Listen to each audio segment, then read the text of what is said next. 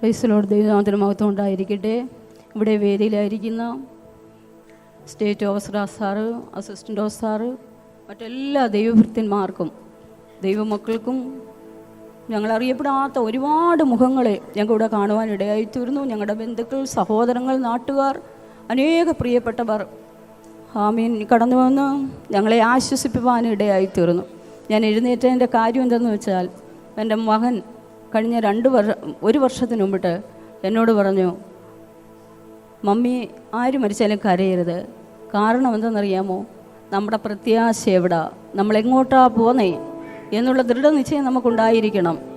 പപ്പയ്ക്ക് കഴിഞ്ഞ മെയ്യിൽ ഒരു സർജറി ഉണ്ടായി. ആ സമയത്തെല്ലാം കൊണ്ടുപോയി ചെക്കപ്പ് ചെയ്യുകയും ആ ഓപ്പറേഷൻ്റെ സമയത്ത് ഞാൻ പപ്പയുടെ കൈ പിടിച്ച് കരഞ്ഞപ്പം പറഞ്ഞു, നമ്മൾ പ്രത്യാശയോ ഇല്ലാത്തവരെ പോലെ നമ്മളാകരുതെന്ന് പറഞ്ഞു. മരിച്ചാലും നമ്മൾ കരയരുത്, എവിടേക്കാണ് പോകുന്നതെന്ന് നമ്മൾ അറിയുന്നില്ലയോ. എന്നിട്ട് പറഞ്ഞു, നിങ്ങൾ മരിച്ചാൽ ഞാൻ കരയത്തില്ല, നിങ്ങൾ മരിച്ചാൽ ഞാൻ കരയത്തില്ലെന്ന് പറയാനിടയായിട്ട്. അവൻ്റെ ജനനത്തിങ്കൽ 1.5 വയസ്സായപ്പോൾ അവന് പെട്ടെന്നൊരു ഛർദി അസ്വസ്ഥയുണ്ടായി. കുണ്ട്ര കോശിപ്പണിക്കർ സാറ് പറഞ്ഞു, വയറിളക്കത്തിന് ഇനി മരുന്നില്ല, എല്ലാം മരുന്നിന് ചെയ്തു. 3 ദിവസം നീര് വെച്ച് കിടന്നു, വീട്ടിൽ കൊണ്ടുപോക്കോ എന്ന് പറഞ്ഞു. ആ സമയത്ത് ഇന്ന് നിത്യതയിൽ പ്രവേശിച്ച വിൽസൺ പാസ്റ്റർ, അമ്മാമ്മ, ഞങ്ങൾ സഭയിൽ ചുരുക്കം പേർ 3 ദിവസം കുഞ്ഞൊരേ രീതിയിൽ കിടന്നപ്പോൾ ഞങ്ങൾ ദൈവസന്നിധിയിൽ പ്രാർത്ഥിച്ചു, ഇവനെ ജീവനോടെ കിട്ടുവാണെങ്കിൽ. ഹന്ന പറഞ്ഞതുപോലെ ഞാൻ ദൈവത്തോട് അപേക്ഷിച്ചുവരെ വാങ്ങി ഞാൻ ദൈവത്തിന് വേണ്ടി കൊടുക്കുന്നു എന്ന് പറഞ്ഞതുപോലെ ദൈവസന്നിധിയിൽ ഞങ്ങൾ സമർപ്പിച്ചു. 12 വർഷം അവന് വേണ്ടി ദൈവവേലയ്ക്ക് കടന്നു പോട്ടെ എന്ന് പ്രാർത്ഥിച്ചു. 7ാം ക്ലാസ് കഴിഞ്ഞപ്പോൾ ICPBയിലും BBSലും ഒക്കെ അവൻ കടന്നുപോയി. ഞങ്ങളറിയാതെ അവൻ ദൈവവേലയ്ക്ക് വേണ്ടി സമർപ്പിക്കപ്പെട്ടു. അവന് പാലക്കാട് അട്ടാപ്പാടി എന്ന് പറയുന്ന സ്ഥലത്ത് അവൻ ICPBൻ്റെ പ്രവർത്തനത്തിന് പോയപ്പോൾ ഒരു കടയിൽ ചെന്ന് ചോദിച്ചു, യേശുവിനെ അറിയാമോ എന്ന്. ആ കടയിലിരുന്നവർ പറഞ്ഞു, ഈ സാധനം ഇവിടെ ഇല്ല എന്ന്. അപ്പോൾ +2 പഠിക്കുക. അപ്പോൾ പറഞ്ഞു, യേശുവിനെ അറിയാത്ത ജനങ്ങളുടെ ഇടയിലേക്ക് ഞാൻ കടന്നു പോകുമെന്ന്. പെങ്ങൾ പറഞ്ഞു, പാസ്പോർട്ട് എടുക്ക്, വിസിറ്റിംഗ് വിസയിൽ കടന്നു വരാമെന്ന് പറഞ്ഞു. ഇടമൺ ഡിസ്ട്രിക്റ്റിൽ മറ്റു പലരും പറഞ്ഞു. അപ്പോൾ പറഞ്ഞു, കേരളത്തിൽ ഒരുപാട് ജനങ്ങൾ കിടക്കുന്നു, അവരെ നേടണം. പപ്പേ, മമ്മി, നിങ്ങൾ ദൈവത്തിൻ്റെ വേല ചെയ്യണം. ഇവിടെ എന്ത് വെട്ടുപിടിച്ചാലും ഇതെല്ലാം കളഞ്ഞിട്ട് പോകും. എൻ്റെ മകന് ഒരു ദ്രവ്യാഗ്രഹമില്ലായിരുന്നു. എൻ്റെ മകനെ വളർത്തിയത് സ്റ്റേറ്റാണ്. എൻ്റെ മകനെ വളർത്തിയത് അനേക ദൈവദാസന്മാരാണ്. ഒരുപാട് സപ്പോർട്ട് ചെയ്തു. എനിക്കിത് പറയാതിരിക്കാൻ കഴിയത്തില്ല. ഒരുപാട് പിന്താങ്ങി സപ്പോർട്ട് ചെയ്തു, അവനെ ആശ്വസിപ്പിച്ചു, ഒരുപാട് ഭക്ഷണങ്ങൾ കൊടുത്തു, ഒരുപാട് വേദികൾ കൊടുത്ത ദൈവദാസന്മാരുണ്ട്.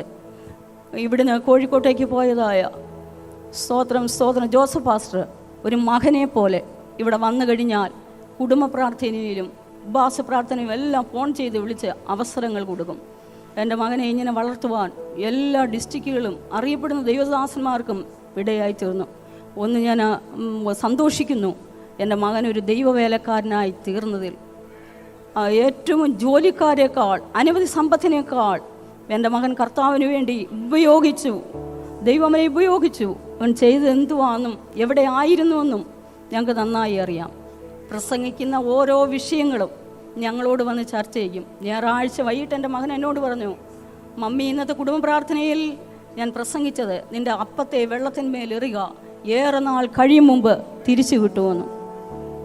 എൻ്റെ മകൻ ബൈബിൾ കോളേജിൽ പോയപ്പോൾ തന്നെ എൻ്റെ മകന് വേണ്ടതെല്ലാം ദൈവം തന്നു. ഏതേൻ തോട്ടത്തിൽ ആദാമിനെ ഹവ്വായി സൃഷ്ടിക്കുന്നതിന് മുമ്പ് സകലവിധമായ വൃക്ഷങ്ങളും ഫലങ്ങളും അവർക്ക് വേണ്ടി ദൈവം കരുതി.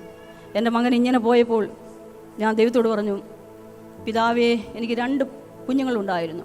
ഒന്നിനെ ഞാൻ നിനക്ക് തന്നിരിക്കുന്നു, ഒരാളെയും കൊണ്ട് നിനക്ക് ഉപയോഗിക്കാൻ കഴിയും. എൻ്റെ ഭവനത്തിൻ്റെ സ്ഥിതിക്കും നിലയ്ക്കും എല്ലാം ദൈവം മാറ്റം വരുത്തി.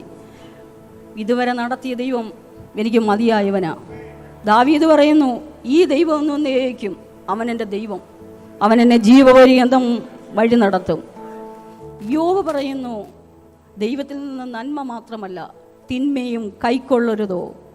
ഒരുപാട് നന്മകൾ അനുഭവിച്ചു, ഒരുപാട് വിടുതലുകൾ അനുഭവിച്ചു.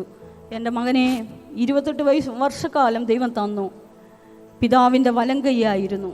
എൻ്റെ ഭവനത്തിലെ ഒരുപാട് കാര്യങ്ങൾ ഈ കോവിഡിൻ്റെ സമയത്ത് MDവിന് പോകാതെ വീട്ടിൽ നിന്ന് ഭവനത്തിൻ്റെ സകല കാര്യങ്ങളും ചെയ്തതിന് ശേഷം വീണ്ടും പഠിച്ചു കഴിഞ്ഞതിന് ശേഷം ഈ കറവൂർ സഭയിൽ 4 വർഷം ദൈവത്തിൻ്റെ വേല ചെയ്തിട്ട് എന്നോട് ദൈവാത്മാവ് ഓരോ കാര്യങ്ങൾ സംസാരിക്കുന്നു. ഈ ഹോൾ എങ്ങനെ പണിയും മോനെ, ആരോടും നോട്ടീസ് അടിക്കുന്നില്ല, ഒന്നും റെസിപ്റ്റ് വേണ്ട, ചോദിക്കുന്നില്ല, ദൈവം കരുതിക്കൊള്ളും അമ്മേ. ഞാൻ പ്രാർത്ഥനയിൽ ഇരുന്നപ്പോൾ ദൈവാത്മാവിനോട് പറഞ്ഞു, ഞാൻ കാക്കയോട് കൽപ്പിച്ചിട്ടുണ്ട്, ഞാൻ മത്സ്യത്തിനോട് ഞാൻ കൽപ്പിച്ചിട്ടുണ്ട്, ഞാൻ വിധവയോട് കൽപ്പിച്ചിട്ടുണ്ട്. അറിയാത്ത വഴികൾ ഞങ്ങൾ മാതാപിതാക്കളായ ഞങ്ങളോട് ദൈവത്തിന് ആത്മാവ് പറയും കൊടുക്കാൻ. സഹോദരിയോട് ദൈവം ഇടപെടും. ഞങ്ങളുടെ സഭയിലുള്ള പലരോടും ദൈവം ഇടപെട്ടു. എൻ്റെ മകൻ ഈ ഭർത്താവിൻ്റെ വിലപ്പെട്ട ദാസൻ വിദേശത്തേക്ക് പോകുന്നതെന്ന് അറിഞ്ഞുകൊണ്ട്, അതുപോലെ അവിടുത്തെ സെൻട്രൽ പാസ്റ്റർ പോകുന്നതെന്ന് അറിഞ്ഞുകൊണ്ട് ഈ ജൂൺ 3 തന്നെ മമ്മി അതിൻ്റെ റെഡിക്കേഷനാണ്. ജൂൺ 3 പെട്ടെന്ന് 70,000 രൂപയുടെ സാധനങ്ങൾ പലയിടത്തുനിന്ന് മറിച്ചു. എന്നിട്ട് ഞങ്ങൾ പ്രാർത്ഥിക്കും, കർത്താവേ ഇതിൻ്റെ റെഡിക്കേഷൻ കഴിയുമ്പോൾ ഇതിൻ്റെ കടം തീരണേന്ന്. ആ റെഡിക്കേഷൻ കഴിഞ്ഞ് രാത്രി വന്നപ്പം പറഞ്ഞു 30,000 രൂപ സിമെൻറ്റും കമ്പിയും എടുത്ത കടയിൽ തീർത്തു. എല്ലാ ബാധ്യതകളും തീർത്തു. ബേവിസൺ പാസ്റ്ററുടെ കയ്യിൽ ഞാൻ ദശാംശവും കൊടുത്തു.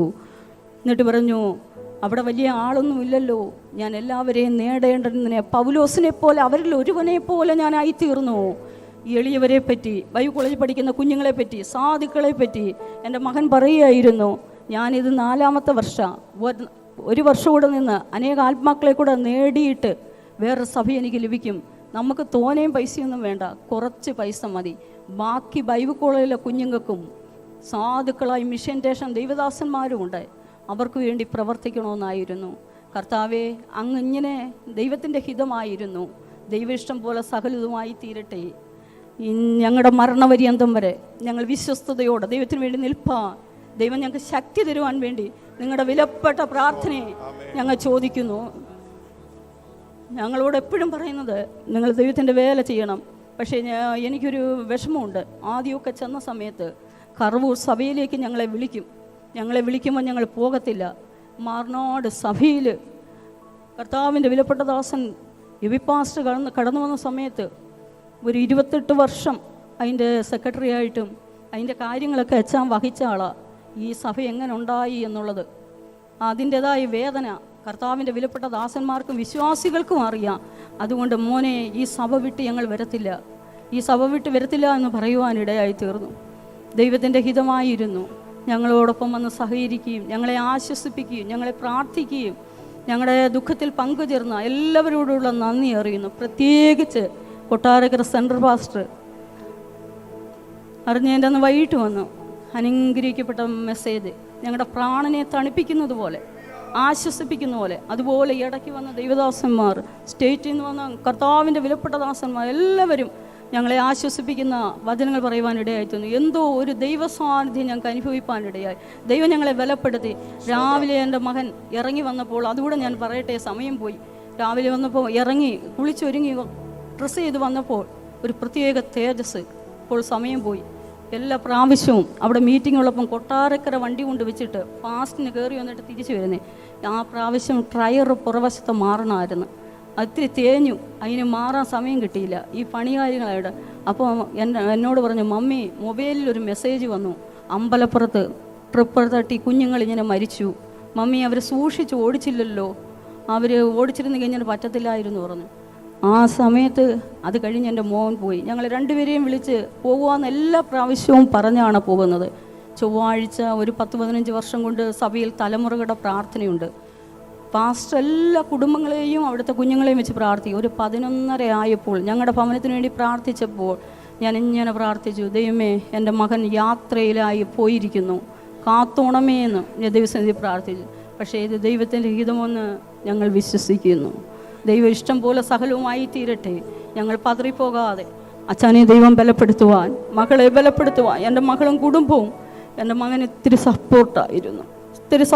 അവിടുത്തെ ഭവനവും ഇത്തിരി സപ്പോർട്ടായിരുന്നു. എല്ലാം ദൈവനാമഹത്വത്തിന് കാരണമായി തീരട്ടെ. അധരങ്ങളാൽ അവിവേകം സംസാരിപ്പാനോ പിറുപിറുക്കുവാനോ ഒന്നും ഇടവരാതെ എല്ലാം സഹിക്കുവാൻ, ധരണം ചെയ്യുവാനുള്ള കൃപ ദൈവം ഇനി ഞങ്ങൾക്ക് തരട്ടെ. ഞങ്ങളാലാവോളം ദൈവസഭയ്ക്കും എന്നെ കിട്ടുന്ന സമയമൊക്കെ ഞാൻ ബസ്സിലായാലും നടന്നു പോകുമ്പോഴും ഒക്കെ ദൈവത്തിൻ്റെ വചനം പലരോടും ഞാൻ പറയും. ഇവൻ ഉദരത്തിനായിരുന്നപ്പോൾ ഞാൻ ഇവനെ ഉദരത്തിൽ വഹിച്ചുകൊണ്ട് പാടുമായിരുന്നു, ഇങ്ങനെ ഞാൻ പാടുമായിരുന്നു. എൻ്റെ മോൻ്റെ പാട്ട് ഞാൻ ഇന്നലെയും പറഞ്ഞു, പാട്ട് അനേകരെ ദൈവസന്നിധിയിലേക്ക് അടുപ്പിക്കുന്നതായിരുന്നു. എല്ലാം ദൈവനാമഹത്വത്തിന് കാരണമായി തീരട്ടെ. ഞങ്ങളുടെ കുടുംബത്തെയും അന്ത്യം വരെ ദൈവത്തിന് വേണ്ടി നിൽപ്പാൻ വേണ്ടി നിങ്ങളുടെ പ്രാർത്ഥനയെ ചോദിച്ചുകൊണ്ട് ഇരുന്നുള്ളൂ. ഭവനത്തിന്റെ ആശ്വാസത്തിനായി എല്ലാവരും കർത്താവിനൊന്ന് സ്തോത്രം ചെയ്താട്ടെ. സ്തോത്രം, സ്തോത്രം.